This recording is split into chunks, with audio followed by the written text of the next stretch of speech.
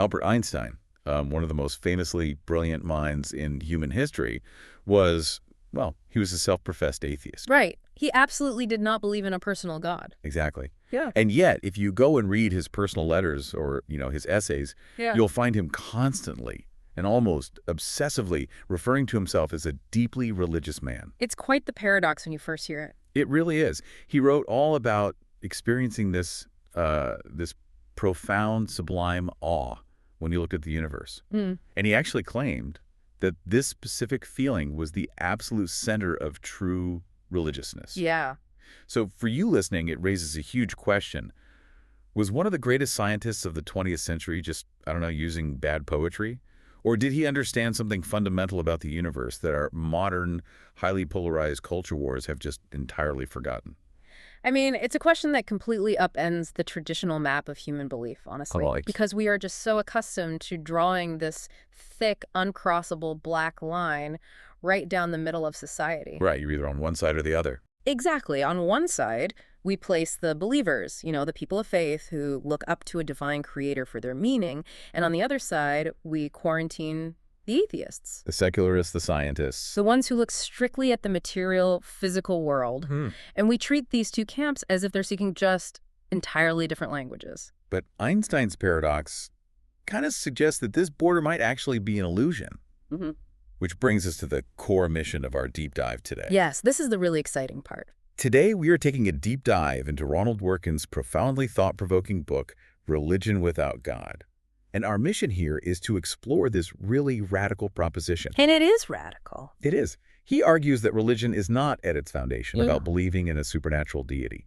Instead, religion is actually a deep, comprehensive worldview about objective value. Right. And, okay, let's unpack this, because if we can wrap our heads around that, if we can separate the concept of religion from the concept of God, we might actually find a shared faith that bridges the gap between the devout believer and the steadfast atheist. The stakes for this kind of philosophical paradigm shift are just enormous. So, why does this matter so much today? Well, look around. We live in an era that is completely defined by intractable cultural and religious conflicts.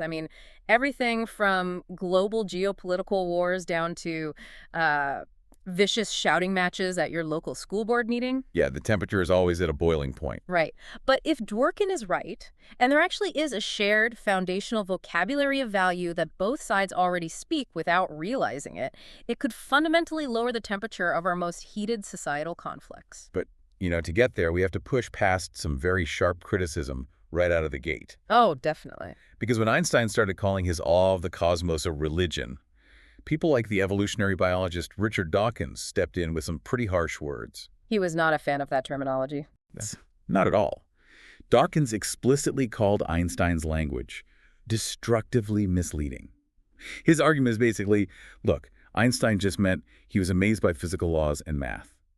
Using the word religion just confuses people. Yeah, that it gives cover to, supernatural nonsense. Exactly. So wait, is Dawkins right here? Is this whole thing really just a semantic trick? Well, Dworkin makes a really compelling case that Dawkins is entirely missing the depth of what Einstein was actually experiencing. How so? Einstein didn't just look at a mathematical equation and think, ooh, how neat and tidy. He meant something far beyond mere physics. He actually felt that a transcendental objective value permeated the universe. Okay, so it wasn't just a fleeting feeling for him. No, not at all. He didn't view his awe as just a subjective human reaction, like some quirk of his primate brain just firing off dopamine. Like being hungry or sleepy? Exactly. He felt that this profound beauty was something real, something independent and intrinsic to the universe itself. I actually want to pull in a concept from the philosopher William James here, because Dworkin uses it to clarify this exact feeling. Oh, this is a great connection. James talked about the essence of religion being a sense of fundamentality. Right. And he used this brilliant phrase. He said that religion is the belief that there is something in the universe that throws the last stone. What's fascinating here is that metaphor. Throws the last stone means the ultimate foundation, The bedrock of reality. The place where the buck finally stops. For traditional theists, well, God throws the last stone. Right. God is the absolute bottom layer. Exactly. God is the source from which all meaning and value radiate upward. But if you take God out of the equation... That's the question. For the religious atheist, what throws the last stone? For the religious atheist, it's the undeniable objective importance of living well, combined with the intrinsic sublime beauty of nature itself. So there's no deeper layer beneath those things. None. You can't dig past the beauty of the cosmos to find a creator who made it beautiful. The beauty itself is the bedrock. Oh, wow. And the responsibility to live an ethical life. That doesn't rest on a commandment from a deity. The responsibility is the foundation. It just is. So to really make sense of this, to understand how someone can actually have a religion without a god, Dworkin asks us to perform a kind of surgical operation on traditional Orthodox religion. I like that analogy. Yeah, he suggests we need to cleave it into two distinct separate departments, the science part and the value part. Right. If you think of Orthodox religions like Christianity, Islam, Judaism, think of them as these massive, complex tapestries woven from two very different types of threads. Okay, I'm picturing it. The science part consists of claims about historical and physical facts. It includes the assertion that a supernatural being created the universe in a specific way. So like the six-day creation story. Exactly. Or that historical miracles occurred, like the parting of the Red Sea or a resurrection. It also includes the biological claim that human consciousness survived physical death. To reside in a literal heaven or hell. So they were essentially making claims about how the mechanics of the universe operate. Yes. They are making factual, empirical claims about reality. But the other threads in the tapestry make up the value part. And what are those? These are the deep, abiding convictions about how we ought to live. This includes the belief that human life is inherently sacred, that we have an inescapable ethical responsibility to one another. That cruelty is objectively wrong. Exactly. And that the universe holds an intrinsic aesthetic wonder. Okay, I see where this is going. The religious atheist basically comes along and takes a pair of scissors to the tapestry. They do. They entirely reject the science part. They look at the claims of a literal six-day creation or miracles breaking the laws of physics, and they say, no, the empirical evidence just doesn't support that. Right, they toss that part out. But, and this is the crucial pivot, they fiercely hold on to the value part. Yes, they embrace it with just as much passion and conviction as the most devout theist. Wait, really? Just as much? Oh, absolutely. A religious atheist believes that it objectively matters how a human life goes.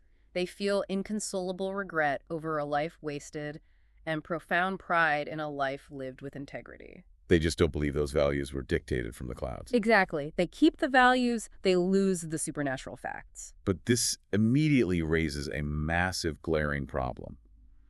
If we are talking about the metaphysics of value here, if an atheist accepts this value part, where on earth do these values come from if not from a creator? That is the million-dollar question. Right, because if there's no God handing down the Ten Commandments on stone tablets, how can anyone claim that values are objective?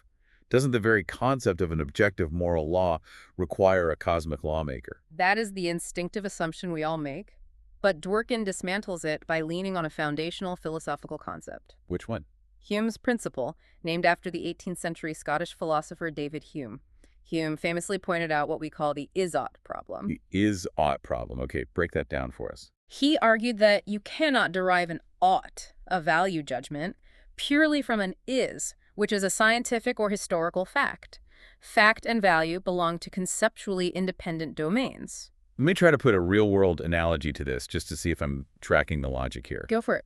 Imagine I am walking down the street and I see someone trip and severely injure themselves. They are bleeding and clearly in agony. A terrible situation, yeah. So the objective scientific fact of the universe at that exact moment is that person's nervous system is registering severe trauma and pain. But, and I think this is Hume's point, that physical fact of their pain does not automatically compute into a duty for me to help them. Exactly. I only have a duty to help them if I already subscribe to an underlying invisible moral rule that says we should act to relieve human suffering. The physical fact of the pain doesn't equal the moral duty. Fact doesn't equal duty. I have to bring the moral principle to the table myself. That perfectly illustrates the conceptual gap. You cannot bridge the gap between this person is bleeding and I must help them without a separate bridge made of moral value. Right. Now, take that exact same rigorous logic and apply it to the existence of God. Okay, let's do it. Let us assume, just for the sake of argument, that the science part of Orthodox religion is 100% empirically true. Okay, so we find undeniable scientific proof that a divine, all-powerful creator exists. Yes, that historical, scientific fact, the existence of a giant, powerful being, cannot create value on its own. Wait, I can hear people screaming at their speakers right now. I know, it sounds counterintuitive. Yeah, because if an all-powerful God created the universe, he literally makes the rules. Why wouldn't his mere existence be the source of value? Because you still need a bridge, just like the bleeding person on the street. The factual premise is, an all-powerful God created me and commanded me to act a certain way. Right, that's the fact. But to conclude, I therefore ought to obey God, you still have to supply a major moral premise. You have to believe in an independent background moral principle. Like what? Like, we owe infinite deference to our Creator, or we have an objective duty to express gratitude for the gift of existence. Oh, wow. I see it now. Even the believer has to rely on a value judgment that exists outside of God's mere existence. Precisely. The value is conceptually independent of the Creator. God's existence is just a factual minor premise in a logical syllogism. And the major premise has to be the moral principle itself. Therefore, even for the most devout theist, values are actually independent from the factual existence of God. The values stand on their own foundation. That is a mind-bending shift. So the believer and the atheist are actually in the exact same boat when it comes to where values fundamentally come from. They really are. But, this leads to an even harder question. If values stand on their own, what are they actually made of? How do they exist? This is where we get into the metaphysics. Because a strict naturalist, someone who believes that absolutely nothing exists except physical matter and the mind, would say that values are just illusions, right? They're just evolutionary survival tactics baked into our biology. Yeah, the evolutionary argument is very popular. It suggests that early hominids who randomly developed a biological aversion to murdering their tribe members simply survived longer than the tribes that slaughtered each other. Which makes sense from a survival standpoint. It does. Therefore, the naturalist says, we look at murder today and say it is objectively evil, but really it's just a biological imperative masquerading as a cosmic truth. Right. Philosophers call this grounded realism, the idea that our values are real only because they are grounded in something physical, like a biologically certified value-detecting radar in our brains. But Dworkin rejects that, doesn't he? Completely. Because if our morals are just biological adaptations, what happens if our biology or our environment changes? Like if a new environmental pressure made it evolutionarily advantageous to be incredibly cruel, would cruelty suddenly become morally good? And that feels deeply wrong to both the theist and the religious atheist. Yeah, it really does. Exactly. Dworkin completely rejects naturalism and grounded realism. He argues that the religious attitude insists values are not just biological accidents. Instead, he introduces the concept of ungrounded realism. Ungrounded realism. Okay, define that for us. This is the proposition that moral and aesthetic values are real, self-contained, and self-certifying. They don't need a foundation in physics, biology, or theology. They are their own foundation. Okay, let me stop you right there because I have to push back hard on this. Go ahead. Ungrounded realism sounds like a massive, convenient loophole. It sounds incredibly circular. You are basically saying this value is objectively true just because we feel deeply that it's true, and it doesn't need to be proven by anything else. I get that. I mean, if I say cruelty is good and you say cruelty is bad, how do we prove who is right if we can't point to biology or a God? Isn't this just a sophisticated way of saying we're just making it up as we go? I completely understand the skepticism. It absolutely sounds like an intellectual sleight of hand at first glance. But Dworkin asks us to compare this to other distinct domains of human knowledge. Like what? The best analogy is mathematics and formal logic. I want you to think about this. Why do we absolutely, undeniably believe that 5 plus 7 equals 12? Well, because if I have 5 apples and someone hands me 7 more apples, I can physically count 12 apples in my hands. I can prove it with matter. But you are using physical objects to represent a conceptual truth. The physical apples are just an illustration. Okay. The mathematical concept that 5 plus 7 equals 12 exists entirely independently of whether apples or planets or physical matter even exist at all. We don't need a biology experiment or a telescope to prove the laws of arithmetic. Right, math just is. Mathematics is a self-evidently true, isolated realm of thought. You cannot prove a mathematical concept using anything outside of mathematics. You use math to prove math. It is a completely self-contained, ungrounded system of truth. Okay, I grant you that math is its own self-contained system of logic. But math is rigid. There is only one right answer. Morality is incredibly messy. It is much messier, yes. Are you really saying that just as we trust our innate capacity to recognize that 5 plus 7 equals 12, the religious attitude asks us to trust our innate capacity to recognize that cruelty is objectively wrong? That is exactly what Dworkin is arguing. Now, you are totally right that moral arguments are far more complex and subject to intense debate than simple arithmetic. But the fundamental nature of the domain is the same. Okay. Just as we accept that the laws of logic are real and objective without needing a physical object to ground them, Dworkin argues we must accept that the realm of value is real and objective. And here is the kicker. What's the kicker? Accepting the reality of these independent values ultimately requires a profound leap of faith. But not faith in a supernatural deity. No. Faith in the objective reality of goodness, beauty, and moral truth. The religious atheist looks at moral truth the same way a mathematician looks at a complex theorem. You debate it, you test it against other moral principles, it survives responsible reflection, and at a certain point, you reach bedrock. The last stone. Exactly. You just have to trust your deepest conviction that torturing an innocent child is not just a biological faux pas, but an objective, fundamental wrong in the universe. That reliance on the independent truth of value is the core of the religious worldview. That is heavy, and it completely reframes how we look at history. Because if values are completely independent and they don't need a creator to validate them, what actually happens to the concept of God itself? It changes pretty drastically. Right. If we trace the evolution of how humans have conceptualized gods throughout history, it's a wild ride. You start thousands of years ago with the pagan gods of Olympus. Zeus and Apollo. You have Zeus throwing literal lightning bolts, getting jealous, having affairs, acting incredibly human and petty. Yes. The early gods were essentially just immortal humans with superpowers, deeply enmeshed in the physical mechanics of weather and war. If it stormed, Zeus was mad. Then society evolves, and we move to what Dworkin calls the Sistine God. Right. This is the iconic image Michelangelo painted on the ceiling of the Sistine Chapel. The bearded, majestic, omnipotent creator who sits outside of the universe, but is still deeply involved in human affairs, listening to prayers and handing down strict laws. But as human civilization progressed and the scientific method began to explain the mechanics of the natural world, the territory of the Sistine God began to shrink. Because we started figuring things out. Exactly. We didn't need God to explain why the sun rose or why plagues happen or how the planets moved. So society shifted toward what we might call the bookmark God. The God of the gaps. Yes, the bookmark God is the deity we use solely to explain the phenomena that science hasn't figured out yet. We don't know what caused the Big Bang. It must be God. Put a bookmark there. But the problem with the bookmark God is that as science continues to write more and more pages in the book of knowledge, that bookmark gets pushed further and further back into the margins of reality. Which brings us to a massive theological pivot in history. As the bookmark God retreated, brilliant thinkers began to conceptualize an entirely different kind of deity, an impersonal God. Let's dive into Paul Tillich here, because he was one of the most influential theologians of the 20th century, and his ideas are absolutely crucial to Dworkin's thesis. Tillich is a fascinating figure. He argued that the idea of a personal God, a distinct being with a mind, a will, and a booming voice, is really just a symbol.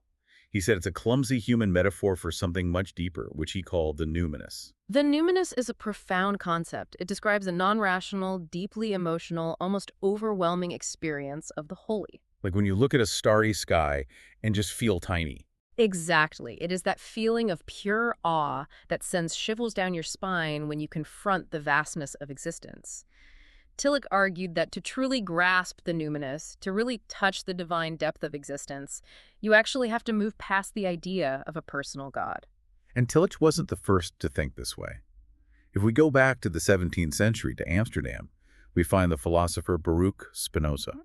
Spinoza. He's such an interesting historical figure. He was part of the Portuguese Jewish community in Amsterdam, and his ideas were so radical that he was subjected to the cherem, the harshest form of excommunication.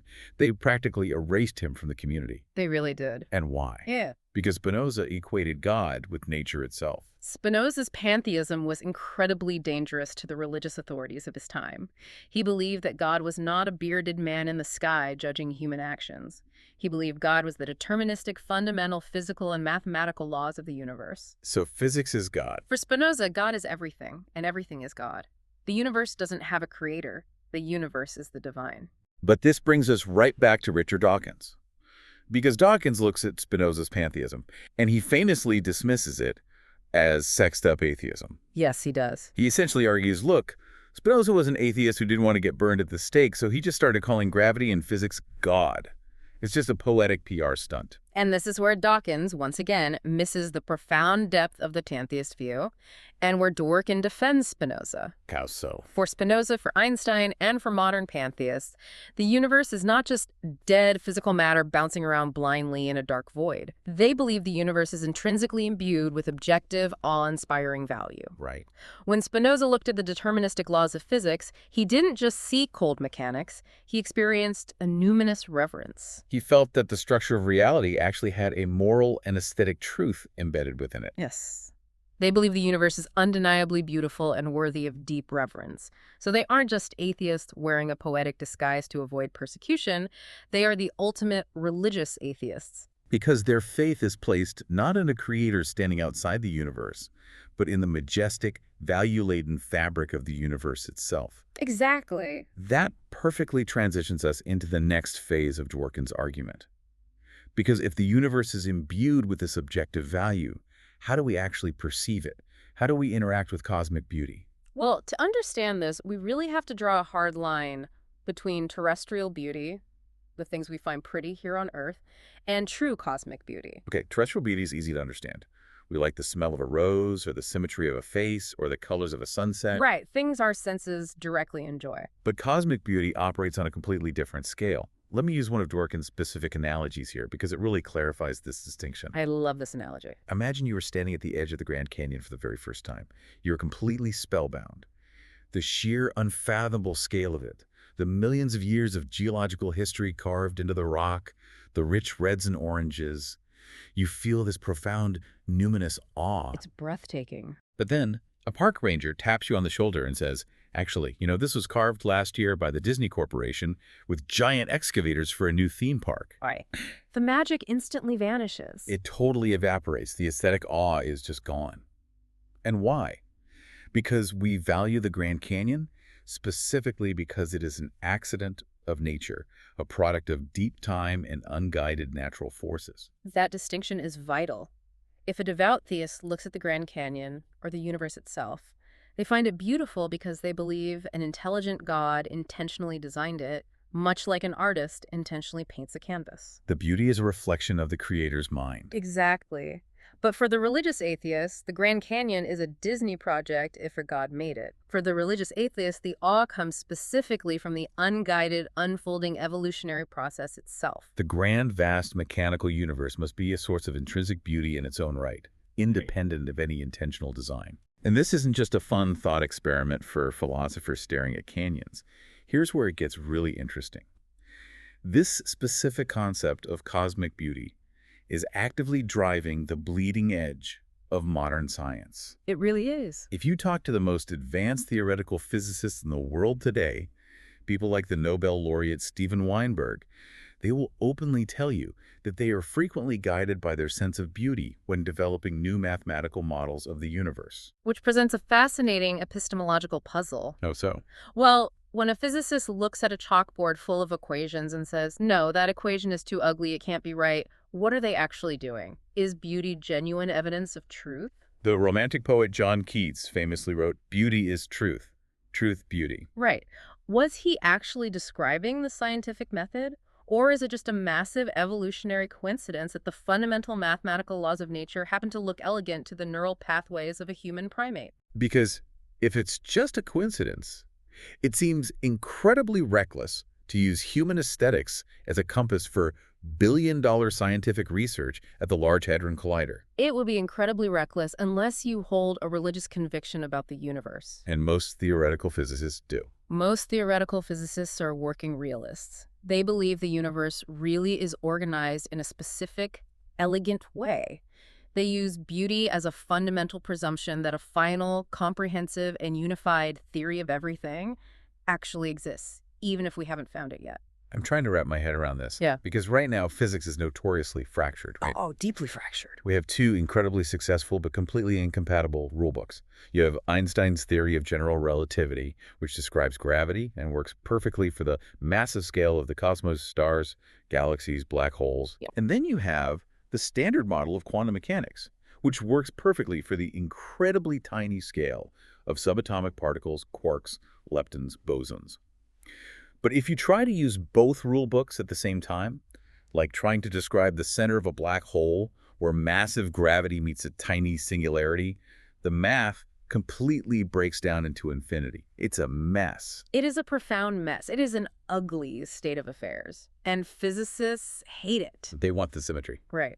So when they spend decades searching for string theory or quantum gravity, they are searching for a unified elegance. They are searching for a hidden symmetry that ties both rulebooks together. But when we say symmetry, we don't just mean visual symmetry, right? Like a snowflake or the Taj Mahal. No, not at all. Because Dworkin points out that perfect visual symmetry can actually be incredibly boring. If you imagine a perfectly flat, featureless desert of white sand stretching infinitely in every direction, it is perfectly symmetrical. No matter where you look, it's identical. But it's totally dull. There's no beauty in it. Hmm. Physicists mean something much deeper than visual balance. They mean mathematical invariance.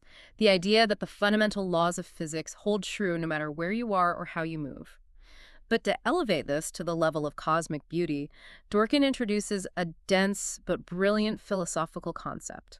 Okay, lay it on us. It's called inevitability, or what he terms shielded strong integrity. Okay, walk me through shielded strong integrity. What does that actually mean? It is the idea that the universe has to be the way it is. Imagine we finally discover the ultimate fundamental equation of the universe. Shielded strong integrity means that when you look at that final equation, you realize that you cannot change a single variable, a single constant, without the entire mathematical structure collapsing into logical contradiction. Wow, so it's locked in perfectly. Exactly. The universe isn't just one random option out of a million possibilities. It is the only mathematically coherent way reality could exist. It is intellectually flawless. Let me relate this to art, because I think it brings this abstract physics concept back down to human experience. That's a good idea. Think about a true masterpiece of human creation, a Mozart opera, or a Shakespearean play like Hamlet. In a true masterpiece, every single note, every single line of dialogue feels completely inevitable. Right, you can't just swap things out. No. If you try to remove one measure from a Mozart symphony or change the outcome of one scene in Macbeth, the entire emotional and narrative structure unravels. The masterpiece is destroyed. That's it, exactly. The beauty of the universe, to these theoretical physicists, is that exact same kind of intellectual, inevitable beauty. It is a flawless structure where absolutely nothing is arbitrary. And sensing that inevitability, dedicating your life to uncovering that deep intellectual beauty on a chalkboard, is a profoundly religious experience for the atheist physicist. Because it hits that same nerve. Yes, it fulfills the exact same human craving for meaning, order, and awe that a devout theist finds when contemplating the mind of God. That is just stunning. It completely redefines what it means to be a person of faith. Yeah. But need to pivot sharply here. From the cosmos to the courtroom. Exactly. We have to bring this abstract beauty of the cosmos back down to the very messy reality of human society. If religion doesn't actually require a god, and if a physicist's awe is a religious conviction, what does that mean for the law? What does the constitutional right to religious freedom actually protect in our daily lives? This is where Dworkin's philosophical framework crashes headfirst into constitutional law, and it gets incredibly thorny. I can imagine. If we look at the foundational legal frameworks of the modern world, the U.S. First Amendment, the UN Human Rights Conventions, the European Convention on Human Rights, they all explicitly guarantee the freedom of religion. Right. And historically, we know exactly why these laws were written. They were pragmatic treaties designed to stop people from violently killing each other. Exactly. You look at the history of Europe, the 30 Years' War, the endless bloodshed between Catholics and Protestants over which version of God was the correct one. The founding fathers of the United States looked at that carnage and said, we need a legal wall here. The government cannot dictate your relationship with the Creator. Religious freedom was a survival mechanism for a diverse society. But society has evolved drastically since the 18th century. Today, we face a massive legal paradox. Let's look at conscientious objectors during a military draft. Okay, good example. If a devout Quaker or a devout Catholic claims a profound, divinely mandated religious duty not to participate in a war, the law traditionally protects them. The government says, we respect your religious freedom. You don't have to carry a rifle. But what if a secular humanist, a pacifist atheist, feels a profound, deeply held, ungrounded ethical duty not to kill another human being? Right. It's the exact same ethical conclusion, held with the exact same existential weight. Don't they deserve the exact same legal protection? Why should the theist get a free pass from the draft just because their duty comes from a supernatural deity, while the atheist's identical duty is ignored by the state? It's a glaring inequality, and the courts have recognized this over the years. To try and fix it without entirely rewriting the Constitution, judges have tried to formulate different legal tests to define what actually counts as a religion in a secular age. Okay, what kind of tests? The first major attempt was the functional test. A prime example of this is the landmark U.S. Supreme Court case, United States v. Seeger from 1965. Seeger, okay. Daniel Andrew Seeger was an atheist who claimed conscientious objector status during the Vietnam War draft. He explicitly stated he did not believe in a supreme being. And the Supreme Court ruled in his favor. They did. The court expanded the definition of religion, stating that if a citizen holds a sincere and meaningful belief that occupies a place in their life parallel to that filled by the orthodox belief in God, then it qualifies for religious exemption. So it functions like a religion, so it gets protected like a religion. That seems like a step in the right direction. Right. But then the courts tried another approach, which legal scholars call the substantive test. Yeah. And to illustrate this, Dworkin points to a very famous, very controversial Supreme Court case, Planned Parenthood v. Casey from 1992. Yes. Now, for you listening, I want to be incredibly precise here. We are analyzing the legal philosophy used by the justices in this specific ruling, tracing how Dworkin applies their logic to the definition of religion. The goal is to understand the legal mechanics of how the state attempts to define deeply held beliefs.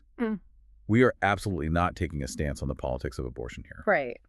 The Casey decision is fascinating from a philosophical standpoint. In their plurality opinion, 3 justices wrote that the Constitution protects personal choices that are central to personal dignity and autonomy. Right. They wrote a very famous line stating that at the heart of liberty is the right to define one's own concept of existence, of meaning, of the universe, and of the mystery of human life. This is the substantive definition of religious freedom. It argues that the Constitution protects deep existential convictions about the meaning of life itself, entirely regardless of whether a god, a church, or a formal theology is involved. It sounds incredibly broad and empowering. But Dworkin points out a massive, fatal flaw in both the functional test from Seeger and the substantive test from Casey, doesn't he? Yes, and it is a structural flaw.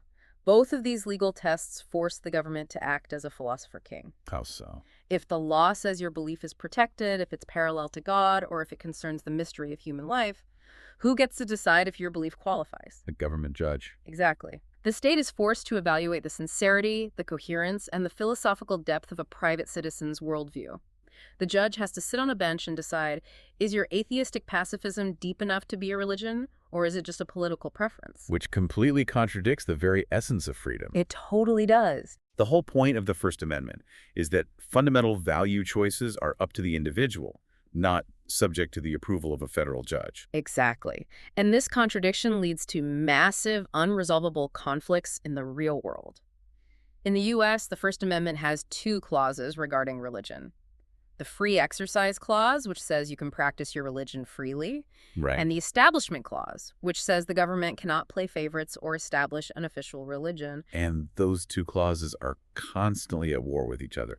Let's look at the classic example, the Native American Church. The perfect example. They use peyote, which is a powerful hallucinogen, in their sacred ancient religious rituals.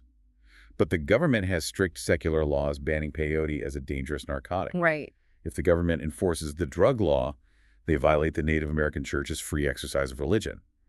But if the government grants a special religious exemption to the church, allowing them to use a drug that secular citizens go to prison for, the government is essentially playing favorites. They are violating the Establishment Clause by giving a special privilege to a religious group that a secular philosophy club wouldn't get. It is a total legal trap. And this trap becomes even more complex and glaring when we look at the public education system. Dworkin relies on a brilliant analysis by the philosopher Thomas Nagel regarding the endless debate over teaching intelligent design in public high school biology classes. Okay, put yourself in the shoes of a local school board president. You have parents demanding that intelligent design, the idea that the universe is too complex to be an accident and must have been guided by a creator, be taught alongside Darwinian evolution. And you have other parents demanding it be banned as stealth creationism. Walk us through Nagel's trap. Nagel points out that if we accept Dworkin's premise that atheism and theism are both fundamentally religious positions because both are deep convictions about the fundamental nature of reality and value, then the school board is totally trapped. How are they trapped? Because if the school board mandates teaching intelligent design, they are officially endorsing and establishing a theistic religious position, which violates the Constitution. But if they ban intelligent design, If they ban intelligent design and decree that only random mutation, unguided Darwinism can be taught, they are officially endorsing the premise that the universe has no intentional creator. Under our new, broader definition of religion, that means the government is implicitly taking the side of the atheistic religious position. oh wow. Either way, whether they ban it or mandate it, the government is taking a side in a religious dispute. So the traditional legal concept of a special right to religious freedom ends up completely defeating itself. It requires the government to be neutral, but makes neutrality mathematically impossible. Precisely. The system is fundamentally broken. So what does this all mean? Because Dworkin proposes a radical solution to this. If the traditional definition of religious freedom is broken, and if it only leads to endless, unresolvable culture wars over who gets a special exemption from the law, how do we fix it? Dworkin suggests something that sounds almost heretical at first. I'm ready for it. He says we should abandon the special right of religious freedom entirely. Just drop it from our legal vocabulary. It sounds shocking, especially to Americans raised on the sanctity of the First Amendment. It really does. But Dworkin isn't suggesting we abolish freedom. He is suggesting we upgrade it.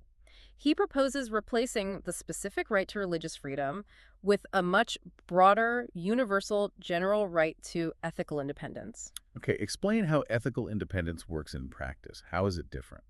Ethical independence means that the government cannot restrict your freedom simply because a majority of voters think your way of living, your personal worldview, or your daily practices are inherently morally inferior or offensive. Okay. The government's laws must be entirely neutral regarding what makes a good or proper human life.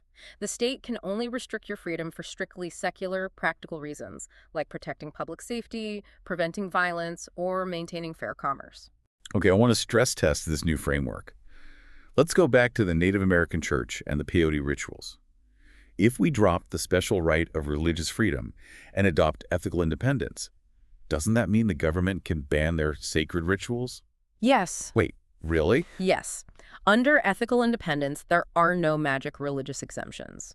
If a government passes a truly neutral law aimed at a secular public interest, in this case, public safety and strict drug control, it applies to everyone equally. Wow, okay. A law against dangerous narcotics is enforced whether you want to take the drug for a deeply sacred religious ritual or whether you are a college student who just wants to get high on a Saturday night. So the judge doesn't have to evaluate whether the Native American belief is a real religion. Exactly. The judge is freed from being a philosopher king. The government is not judging the morality or the validity of the religion. The government is simply saying, we have a neutral safety standard for this chemical, and it applies to all citizens equally, regardless of their ethical motivations. The special privilege disappears, and true equality under the law is achieved. Exactly. But what happens when the majority tries to use a neutral law to specifically target a minority group? Let's look at a real-world example from Europe. In 2009, Swiss citizens held a national referendum and voted to amend their constitution to explicitly ban the building of minarets. The distinctive towers on Islamic mosques. Yes, anywhere in the country. Yeah. Now, the proponents of this ban argued that it didn't violate religious freedom because Islam doesn't strictly doctrinally require a mosque to have a minaret in order for Muslims to pray. They argued it was just an architectural preference. And this is exactly where ethical independence shows its immense strength over traditional religious freedom. Under Dworkin's framework, the Swiss ban completely and spectacularly fails. It is blatantly unconstitutional. Walk me through why. Because if there are no special religious exemptions, why does the ban fail? Because ethical independence demands that laws be genuinely neutral regarding worldviews. The Swiss ban was obviously not a neutral zoning law about building heights or historical preservation. Right, because if a Christian church wanted to build a steeple of the exact same height, they were allowed to. Exactly. The ban was an indiscriminate, targeted condemnation of a specific culture and faith. It was passed because the voting majority assumed that the Islamic way of life was foreign, inferior, or threatening. So the motivation behind the law violated the core principle of ethical independence. Yes. Ethical independence strictly forbids the government from restricting freedom based on the belief that one group's ethical worldview is inferior to another's. Therefore, the minaret ban is illegal under Dworkin's framework, and the judge doesn't even have to debate Islamic theology to strike it down. That is so elegant. The judge doesn't have to ask, is a minaret a strict religious duty? The judge only has to ask, is the government acting with neutral, secular intent? Or are they expressing moral condemnation of a minority worldview? It is a profound, much cleaner shift in how we protect minority rights. It takes the law out of the theology business entirely. It's brilliant. But we have spent a lot of time in the lofty heights of constitutional law and quantum physics today. I want to spend our final time together bringing this deeply, deeply inward. It's important to ground it in the personal. Because all this philosophy about ethical independence and ungrounded realism is intellectually stimulating, but what does a religion without God actually offer us when the lights go out? When we are lying awake in the dark at 3 a.m., facing our own inevitable approaching mortality. It forces us to confront the ultimate existential dread. It asks what comfort, if any, is available to the religious atheist who knows they're going to die and who does not believe in a literal heaven. I have to quote Woody Allen here because with all his neuroses, he perfectly captured the modern anxiety about death. He famously said, "I don't want to live on in my hearts of my countrymen. I want to live on in my apartment." It is a brilliantly funny line, but it strikes at the absolute core of what we are actually afraid of. What are we actually afraid of? When you really analyze the visceral appeal of heaven in traditional Orthodox religions, it isn't really about the specific geographical details of the afterlife. People aren't deeply comforted by the specific idea of playing golden harps while sitting on fluffy clouds. No, the appeal is much more primal. The profound appeal of heaven is simply the negation of total, unimaginable obliteration. The human mind recoils at the concept of non-existence. We are terrified of the idea that one day, the universe will simply continue on without us and our consciousness will be permanently extinguished. We want to live on in our apartment because we just want to keep being. Exactly. But let me push back a bit, playing the optimistic sci-fi atheist for a moment. Could modern physics offer a kind of secular afterlife? Like, what if our consciousness is fundamentally just quantum information? Okay, I see where you're going. What if, when we die, that information doesn't disappear, but survives as quantum fluctuations in the fabric of space-time? What if the energy of our minds just diffuses into the multiverse? Isn't that a form of immortality that a religious atheist could find comforting? You can certainly find physicists and philosophers who theoretically entertain scenarios like that, but Dworkin dismisses it as entirely uncomforting to the human psyche. Why? The idea of your disassociated mental quanta floating aimlessly in the void of a multiverse for eternity does not fulfill our deep psychological need. And to understand why, we have to look closely at what traditional religions actually offer. Orthodox religions don't just offer mere survival of consciousness, they explicitly link the afterlife to the concept of judgment. Heaven versus hell, karma. Right. Reincarnation based on past deeds. That's true. Almost every major religion has a cosmic courtroom at the end of life. So we have to ask a difficult psychological question. Why do we crave judgment? Why is a cosmic judge such a persistent, universal human idea? It seems counterintuitive to want someone to punish us if we fail. I think it's because we don't just want to exist forever like a rock. We want to know that how we lived our one single life actually mattered. We crave an objective standard of living well. If we connect this to the bigger picture, we want to know that the difficult choices we made, the sacrifices we endured, the love we gave, actually had weight in the grand scheme of things. Precisely. We naturally assume that we need a punitive, supernatural God to judge us. But Dworkin argues we have the psychological order reversed. Yes. We invented the idea of a judging God precisely because we inherently deeply feel that our lives are subject to a standard of objective value. We want to be graded, in a sense, because we want our lives to have ultimate meaning. We want our ethical struggles to be real, not just biological illusions. Exactly. And this realization brings work into his final, incredibly beautiful concept of immortality for the religious atheist. And crucially, this concept of immortality is not about living forever physically or surviving as a ghost in the machine. No, it is a profound shift in perspective. It is the idea that if we live our lives well, if we act with integrity, if we love deeply, if we strive for ethical independence, we can view our lives as a completed work of art. A masterpiece. Yes. Think about a true masterpiece of human creation, like a magnificent painting or a classic novel.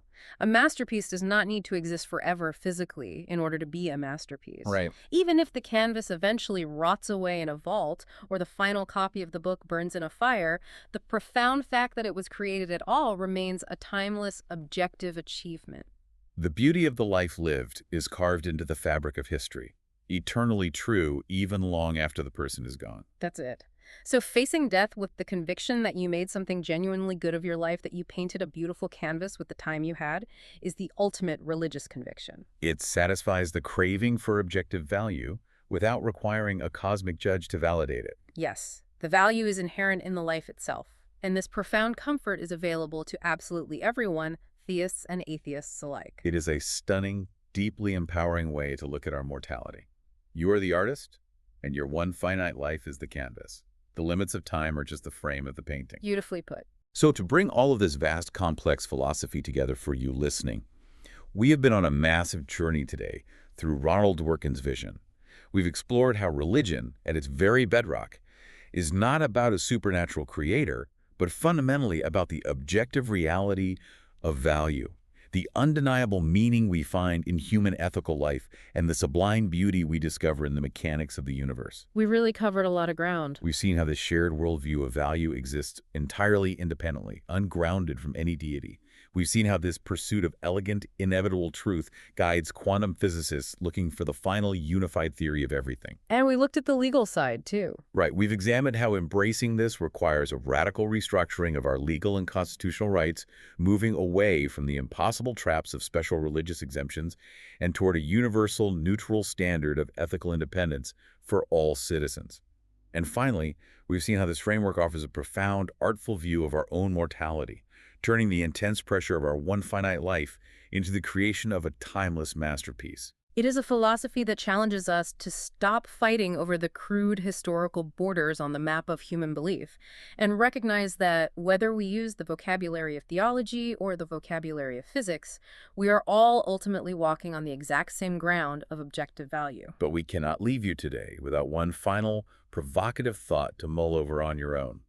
If we embrace Dworkin's final idea that a life well lived is a timeless work of art, complete and valuable in itself, it raises a haunting question.